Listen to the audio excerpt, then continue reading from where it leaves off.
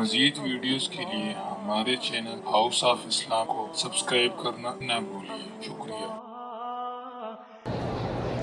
مرد اور عورت کا جھگڑا ہوا، طلاق عورت نے دی ہے، عورت طلاق نہیں دے سکتی، اس کی طلاق کا کوئی ہے۔ اور یہ شکر کرو کہ اللہ نے عورت کو طلاق کا اختیار نہیں دیا، ورنہ آج 90% آدمی یتیم ہو کے سڑکوں پہ پھر رہے ہیں۔ عورت جذباتی ہوتی ہے، ناقص عقل، ناقص دین، ہر 2 منٹ کے بعد طلاق دے دیتی ہے۔ عورت نوکری کرتی ہو اور گھریلو پتہ نہیں کیا لکھا ہے اس نے، پھر بھی ختم نہ ہوں۔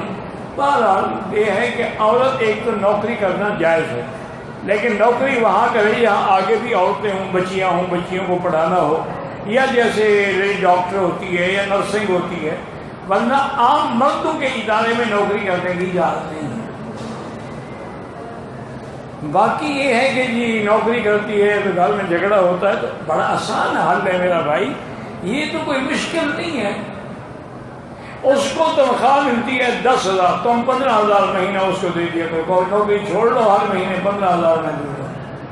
وہ پاگل ہو گئی ہے کہ جا کے سر ماری گی؟